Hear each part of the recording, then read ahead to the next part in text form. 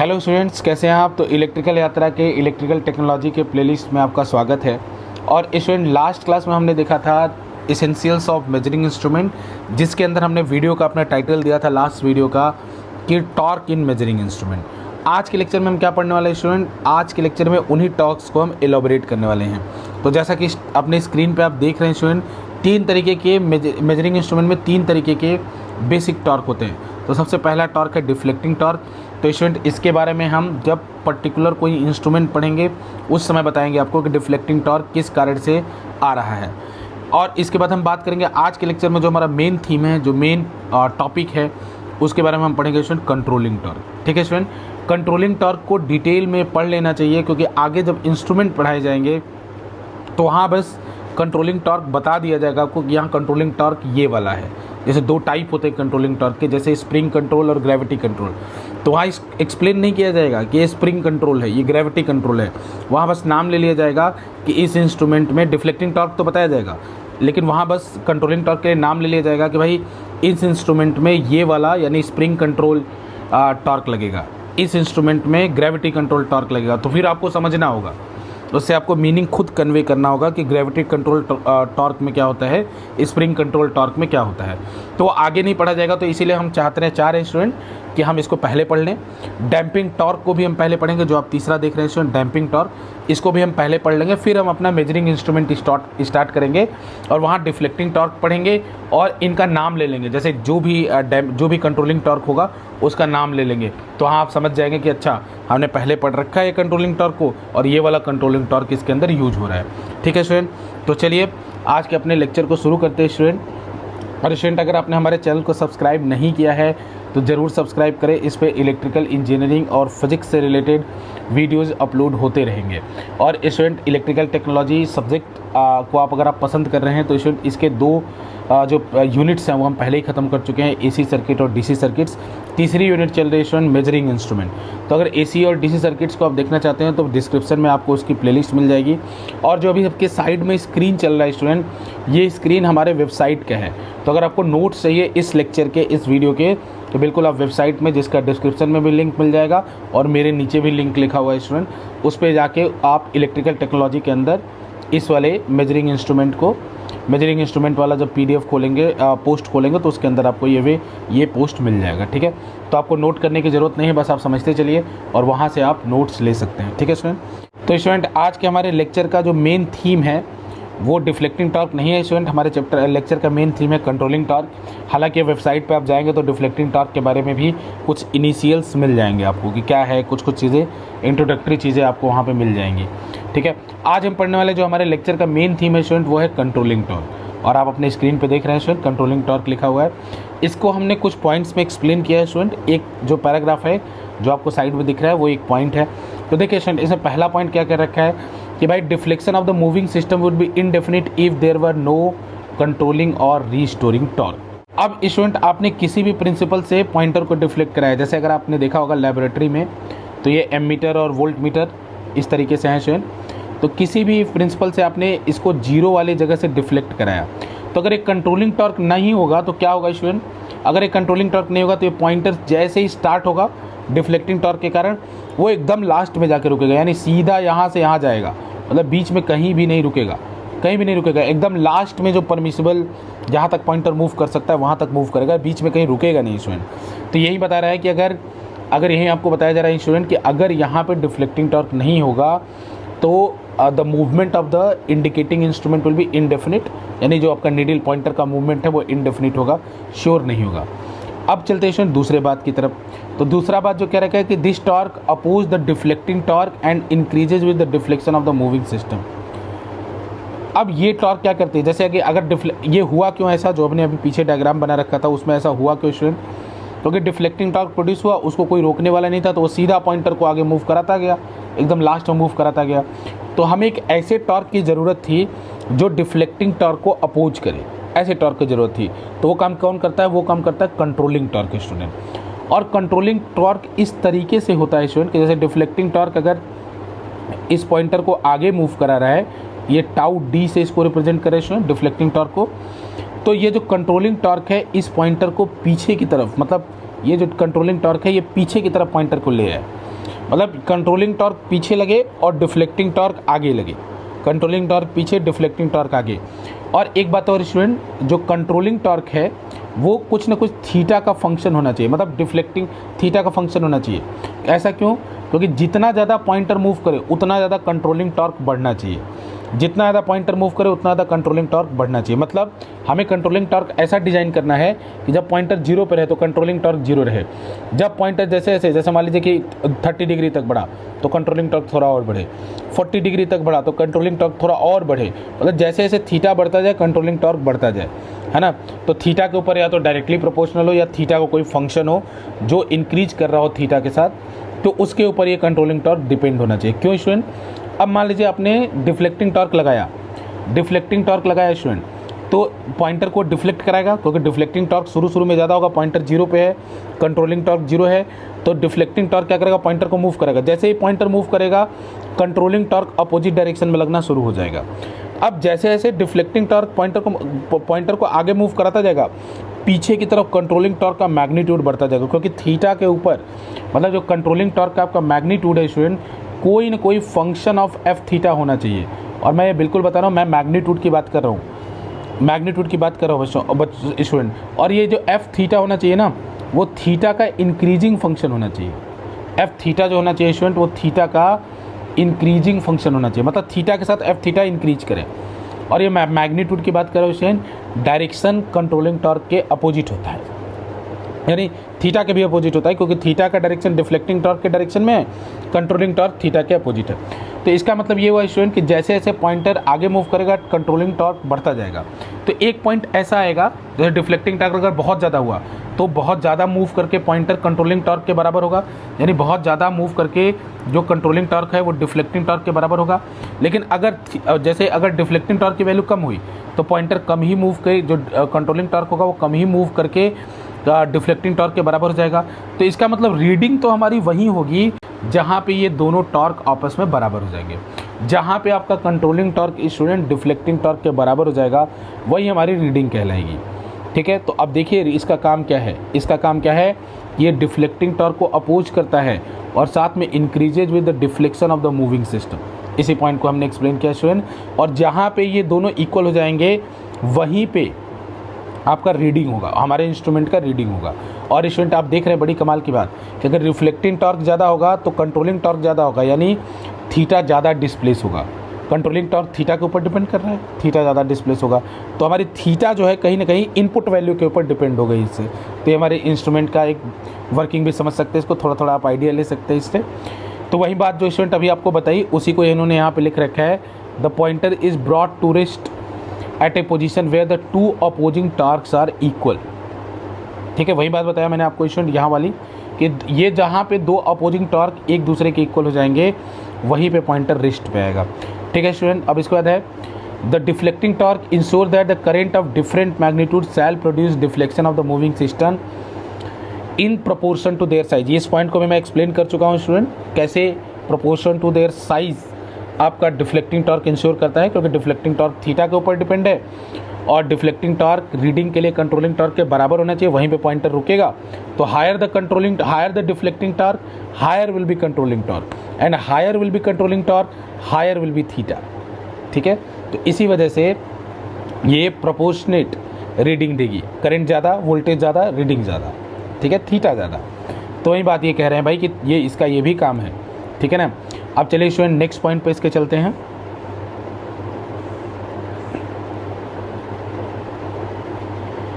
तो देखिए स्टूडेंट, अब इसके बाद इसका नेक्स्ट पॉइंट है कि इसमें लिखा हुआ है without such torque the pointer swing over the maximum deflection. ये बात हम पहले ही बता चुके हैं स्टूडेंट कि अगर कंट्रोलिंग टॉर्क नहीं होता तो करंट की कितनी वैल्यू, वोल्टेज की कितनी वैल्यू, थीटा मैक्सिमम डिफ्लेक्शन को शो करता। ठीक है, तो यानी अगर ये डिफ्लेक्टिंग टॉर्क नहीं होता तो irrespective of the value of current end voltage deflection will be maximum. ठीक है स्टूडेंट्स, अब चलिए स्टूडेंट एक लास्ट पॉइंट जो देख लेते हैं इसका कि अगर ऐसा नहीं होगा, अगर डिफ्लेक्टिंग टॉर्क नहीं कंट्रोलिंग टॉर्क नहीं हो स्टूडेंट, तो उस सिचुएशन में क्या होगा कि अगर आपने सर्किट को यानी डिफ्लेक्टिंग टॉर्क को रिमूव कर दिया तो जीरो पॉइंटर पे वापस नहीं आएगा सर्किट, जहां आपने रिमूव किया वहीं पे रह जाएगा। तो कंट्रोलिंग टॉर्क का काम ये भी है कि जब आपने सप्लाई हटा दी तो पॉइंटर जीरो टॉर्क पे जीरो पे वापस आना चाहिए, अपने इनिशियल पोजीशन पे वापस आना चाहिए। तो ये काम भी आपका स्टूडेंट कंट्रोलिंग टॉर्क का है। तो ये तो कुछ बेसिक पॉइंट्स हैं जिनके बारे में हमने बात किया स्टूडेंट। कंट्रोलिंग टॉर्क के कुछ बेसिक पॉइंट्स हैं, इनको हमने बात किया। अब हम बात करने वाले टाइप्स ऑफ, जैसा कि आप देख रहे हैं स्टूडेंट अपनी स्क्रीन पे, टाइप्स ऑफ कंट्रोलिंग टॉर्क। ठीक है, टाइप्स ऑफ कंट्रोलिंग टॉर्क। ठीक है स्टूडेंट, तो मैं बता दूं स्टूडेंट, दो तरीके के कंट्रोलिंग टॉर्क होते हैं। एक जो आपके स्क्रीन पे भी दिख रहा है स्प्रिंग कंट्रोल टॉर्क, और दूसरा जो होता है स्टूडेंट, दूसरा जो होता है वो होता है gravity control torque. Gravity control, ठीक है, स्प्रिंग कंट्रोल और ग्रेविटी कंट्रोल। ठीक है, ग्रेविटी कंट्रोल टॉर्क। तो ये अभी इसी पोस्ट के नीचे स्टूडेंट, उसको भी हम देखेंगे। सबसे पहले हम स्प्रिंग कंट्रोल टॉर्क को देखेंगे। ठीक है स्टूडेंट, तो देखिए स्टूडेंट, स्प्रिंग कंट्रोल टॉर्क को इस फिगर से समझिए, जो अभी आपके साइड में फिगर दिख रहा है।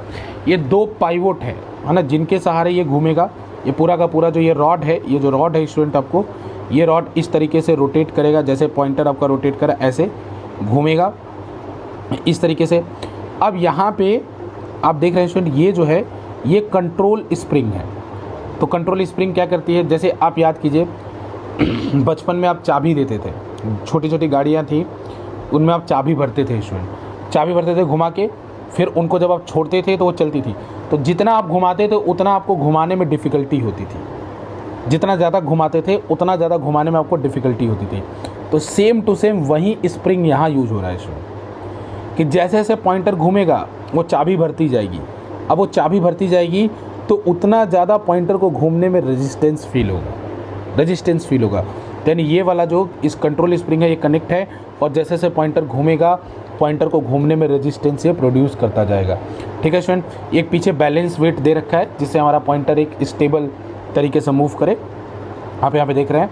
ठीक है स्टूडेंट, तो हमें इसी कंट्रोल स्प्रिंग के बारे में समझना है। तो ये जो स्प्रिंग है स्टूडेंट, ये यूजुअली जो है फॉस्फर ब्रॉन्ज की बनी होती है। आप नीचे स्क्रीन के जब आप इस वेबसाइट पे स्क्रॉल करेंगे वहाँ पढ़ भी सकते हैं स्टूडेंट। और with the deflection of the pointer, the spring is twisted in the opposite direction. ठीक है, जैसे जैसे पॉइंटर डिफ्लेक्ट करेगा स्प्रिंग ट्विस्ट होगी और अपोजिट डायरेक्शन में एक टॉर्क लगाएगी। ठीक है, अपोजिट डायरेक्शन में एक टॉर्क लगाएगी जो कि इस पॉइंटर को कंट्रोल करेगी। और इसका फंक्शन हम कुछ ऊपर भी देख चुके हैं स्टूडेंट। तो एग्जैक्ट फंक्शन इसका कैसा होगा, तो जैसे स्प्रिंग को याद कीजिए स्टूडेंट, स्प्रिंग का फंक्शन होता था F = -kx, यानी जितना ज़्यादा डिस्प्लेसमेंट कराते थे साहब आप, उसके अपोजिट डायरेक्शन में फोर्स लगता था। इसके मीन पोजीशन से जितना डिस्प्लेसमेंट कराते थे अपोजिट डायरेक्शन में। तो एक तरीके से ऐसा एज्यूम कर लीजिए सर्कुलर स्प्रिंग है। तो सर्कुलर स्प्रिंग है तो इसमें क्या होगा, टॉर्क। तो इसका जो टॉर्क होगा वो होगा -c × थीटा। जैसे वहाँ जो होता था K क्या होता था, स्प्रिंग कांस्टेंट, यहाँ भी है ये स्प्रिंग कांस्टेंट ही है, स्प्रिंग कांस्टेंट ही है। वेक्टर फॉर्म में लिख रहा हूँ स्टूडेंट, ये भी स्प्रिंग कांस्टेंट है। यानी higher the value of theta in the forward direction, higher will be torque in the reverse direction. Theta आगे जाएगा, जितना ज़्यादा थीटा बढ़ेगा उतना ज़्यादा टॉर्क पीछे के डायरेक्शन में प्रोड्यूस होगा स्टूडेंट। तो इस वाले के अंदर एग्जैक्टली यही वाला टॉर्क होता है स्टूडेंट। तो मैग्नीट्यूड की बात करो, क्योंकि डायरेक्शन तो क्लियर है थीटा के अपोजिट, तो मैग्नीट्यूड की बात करो स्टूडेंट, तो टाउ डी को मैं लिख सकता हूँ c × थीटा, मैग्नीट्यूड की बात कर रहा हूँ। जैसे स्टूडेंट जब रीडिंग होगी तो डिफ्लेक्टिंग टॉर्क जो होगा, मान लीजिए स्टूडेंट डिफ्लेक्टिंग टॉर्क को मैं कैपिटल D से रिप्रेजेंट कर रहा हूँ, तो ये जो डिफ्लेक्टिंग टॉर्क होगा वो किसके प्रोपोर्शनल होगा, वो प्रोपोर्शनल होगा I के।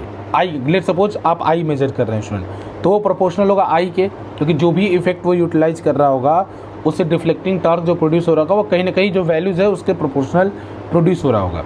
ये इतनी बेसिक बात हमको पता है स्टूडेंट।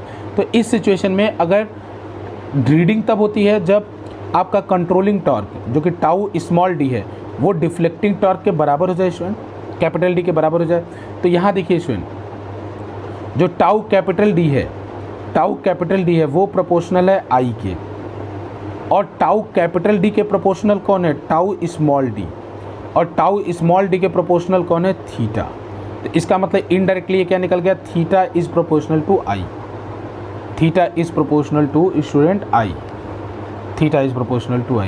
क्योंकि डिफ्लेक्टिंग टॉर्क जो है वो I के प्रोपोर्शनल है। कंट्रोलिंग टॉर्क रीडिंग जब आती है तो कंट्रोलिंग टॉर्क डिफ्लेक्टिंग टॉर्क के इक्वल होता है। तो यानी उस समय, और कंट्रोलिंग टॉर्क में कहीं ना कहीं थीटा का फंक्शन होता है। तो सब ये भी समझ सकते हैं कि जब रीडिंग आएगी तो थीटा जो होगा वो करंट के प्रोपोर्शनल होगा, यानी जो भी रीडिंग होगी वो करंट के प्रोपोर्शनल होगी। यहाँ से आप इसके वर्किंग को स्टूडेंट देख सकते हैं, और ये इसका डायग्राम है। ठीक है स्टूडेंट, वैसे मैंने यहाँ स्मॉल डी लिखा है, ये मेरे से मिस्टेक हुआ, यहाँ मुझे सी लिखना चाहिए था। ठीक है स्टूडेंट, लेकिन आप इसको ध्यान रखिएगा, मैंने डी लिख दिया था। वैसे टाउ डी जो जनरल नोटेशन होता है वो डिफ्लेक्टिंग टॉर्क के लिए होता है, इसके लिए जो जनरल नोटेशन होता है स्टूडेंट टाउ सी। ठीक है,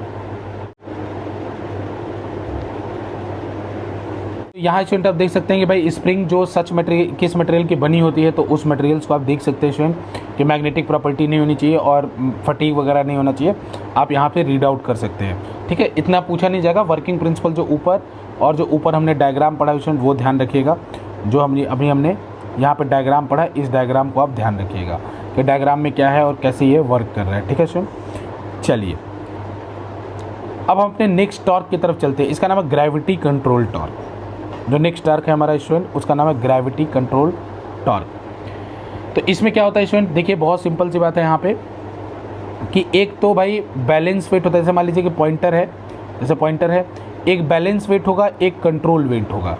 तो देखिए स्टूडेंट, नॉर्मल सिचुएशन में ये जो इंस्ट्रूमेंट है इसको हमेशा वर्टिकल रखना चाहिए। ये जो इंस्ट्रूमेंट है ये वर्किंग करता है स्टूडेंट, तो इसको हमेशा वर्टिकल पोजीशन में रखते हैं। तो देखिए स्टूडेंट, वह वर्टिकल पोजीशन में आप रखेंगे तो मान लीजिए ये वेट नीचे है, ये जो आपका कंट्रोल वेट है, ये कंट्रोल वेट यहाँ पे लटका दिया है स्टूडेंट। तो ये जो कंट्रोल वेट है ये नीचे है। अब जैसे ही पॉइंटर आगे जाएगा ये कंट्रोल वेट ऊपर जाएगा। अब कंट्रोल वेट अगर ऊपर जाएगा स्टूडेंट, जैसे ये वेट लटका दिया आपने, ये कंट्रोल, ये पॉइंटर आगे गया तो कंट्रोल वेट भी थीटा से आगे गया। तो कंट्रोल वेट जब आगे जाएगा तो बिकॉज ऑफ ग्रेविटी स्टूडेंट वो फिर नीचे आएगा, क्योंकि जैसे जैसे ऊपर बढ़ते जाएंगे आप, ये इस तरह से हॉरिजॉन्टल, जैसे मैं सिंपल आपसे एग्जांपल लो, एक पेंडुलम है, पेंडुलम को अगर आप ऊपर शिफ्ट करोगे तो वापस यहाँ आना चाहेगा कि नहीं आना चाहेगा, बिल्कुल आना चाहेगा। तो वही बात है, जैसे ही पॉइंटर आगे बढ़ेगा वर्टिकल, ये डिवाइस हमेशा वर्टिकल पोजीशन में रखी जाती है। अगर ग्रेविटी कंट्रोल इसके अंदर यूज हुआ है स्टूडेंट तो वो डिवाइस को वर्टिकल ऑपरेशन होना चाहिए। तो इस सिचुएशन में थीटा ऐसे बनेगा, तो एक रीस्टोरिंग फोर्स आएगा वापस की तरफ और वो होगा डब्लू साइन थीटा। और इसी से ये डब्लू साइन थीटा, यानी डब्लू साइन थीटा इसको फोर्स लगेगा, इसको वापस लाने की कोशिश करेगा। और तो यानी यहाँ पे ये इसी फोर्स के ऊपर आपका कंट्रोलिंग टॉर्क डिपेंड करेगा स्टूडेंट। यानी जो यहाँ कंट्रोलिंग टॉर्क है वो डायरेक्टली प्रोपोर्शनल है साइन थीटा के। मैग्नीट्यूड की बात कर रहा हूँ स्टूडेंट, क्योंकि डायरेक्शन तो हमको क्लियर पता है कि थीटा अगर आगे जा रहा है तो कंट्रोलिंग टॉर्क पीछे लगेगा। कंट्रोलिंग टॉर्क मतलब ये पीछे लगेगा, ये आगे जा रहा है, ये पीछे लगेगा पॉइंटर। ठीक है ना। तो यहाँ भी आप प्रिंसिपल देख सकते हैं स्टूडेंट, अगेन सेम प्रिंसिपल कि जहाँ रीडिंग होगी वहाँ डिफ्लेक्टिंग टॉर्क किसके बराबर होगा, डिफ्लेक्टिंग टॉर्क कंट्रोलिंग टॉर्क के बराबर होगा। यानी जो कंट्रोलिंग टॉर्क है वो साइन थीटा के ऊपर डिपेंड कर रहा है और डिफ्लेक्टिंग टॉर्क जो है करंट के ऊपर डिपेंड कर रहा है या वोल्टेज के ऊपर। यहाँ से आप ये समझ सकते हैं कि करंट कहीं ना कहीं प्रोपोर्शनल साइन थीटा के होगा। तो यहाँ जो स्प्रिंग है, जैसे पीछे जो स्टूडेंट स्प्रिंग कंट्रोल में जो आपकी स्केल है वो यूनिफॉर्म होगी, मतलब ऐसा नहीं होगा कि 0 से 1 के बीच में जो स्पेसिंग होगी लाइंस के बीच में वही आगे भी होगी। लेकिन यहाँ जो स्केल बनेगी वो नॉन यूनिफॉर्म होगी, क्योंकि स्टूडेंट साइन थीटा का फंक्शन है, जो कंट्रोलिंग टॉर्क है वो डायरेक्टली प्रोपोर्शनल टू थीटा नहीं है। तो इसका मतलब डिफ्लेक्टिंग टॉर्क कंट्रोलिंग टॉर्क के इक्वल होता है। जब रीडिंग आती है तो यहाँ जो रीडिंग स्टेबल पोजीशन में आएगी, आई जो होगा उसको किसके करस्पॉन्डिंग होगा, साइन थीटा के, जब रीडिंग आएगी। तो यानी यहाँ जो स्केल होगा शुरू में स्टूडेंट आपका मतलब इसकी स्पेसिंग जो है यूनिफॉर्म नहीं होगी। ठीक है स्टूडेंट, ग्रेविटी कंट्रोल टॉर्क की स्पेसिंग यूनिफॉर्म नहीं होती। ये बहुत सिंपल प्रिंसिपल है स्टूडेंट, आई होप आप इसको समझ रहे होंगे। ठीक है स्टूडेंट, तो चलिए ज़रा इसके बारे में पढ़ सकते हैं स्टूडेंट। ये सब चीज़ें जो लिखी हुई है वही बात लिखी हुई है जो मैंने अभी आपको बताई। अब हम बात करते हैं इसके डिसएडवांटेज क्या हैं। इसके डिसएडवांटेज क्या है, तो इसके डिसएडवांटेज में जैसा मैंने बताया स्टूडेंट कि इसकी स्केल जो है नॉन यूनिफॉर्म होती है, कहीं कहीं क्रैम्प्ड होगी, कहीं कहीं स्पेस ज़्यादा होगा, नॉन यूनिफॉर्म स्केल होगी। दूसरी बात मैंने बताया स्टूडेंट्स कि इसकी इसको जो आपको रखना है हमेशा वर्टिकल पोजीशन में रखना है, अदरवाइज आपका कंट्रोलिंग टॉर्क काम नहीं करेगा। तो आपको इसको वर्टिकल पोजीशन में रखना है। ठीक है। एडवांटेज क्या है इसका, भाई ये डिसएडवांटेज तो हमने दो देख लिया। एडवांटेज, इसका एडवांटेज है कि चीप है, सस्ता है, ये कंट्रोल सस्ता है। दूसरी बात, इसको टेम्परेचर से फ़र्क नहीं पड़ना है, जैसे स्प्रिंग वगैरह के ऊपर टेम्परेचर का फ़र्क पड़ेगा, इसके ऊपर नहीं पड़ेगा। और इसके बाद स्टूडेंट फटीग वाला भी फैक्टर नहीं है, क्योंकि इलास्टिक फटीग हो जाएगा स्प्रिंग के अंदर, यहाँ वो वाला फैक्टर नहीं है। तो स्टूडेंट आज के लेक्चर में बस इतना ही। हमने दो तरीके के कंट्रोलिंग टॉर्क देखे। अब नेक्स्ट लेक्चर में स्टूडेंट हम डैम्पिंग टॉर्क के बारे में देखेंगे। जो हम डैम्पिंग टॉर्क, तीन तरीके के टॉर्क होते हैं, डिफ्लेक्टिंग, कंट्रोलिंग और डैम्पिंग। तो दो तरीके डिफ्लेक्टिंग टॉर्क के बारे में आगे बात करेंगे। कंट्रोलिंग टॉर्क दो तरीके का है वो हमने देख लिया। अब हम बात करेंगे डैम्पिंग टॉर्क के ऊपर अपने नेक्स्ट लेक्चर में। तो स्टूडेंट, अगर आपने हमारे चैनल को सब्सक्राइब नहीं किया है तो ज़रूर सब्सक्राइब करें, उस पर आपको इसी तरह की वीडियोज़ मिलती रहेंगी। बहुत बहुत धन्यवाद।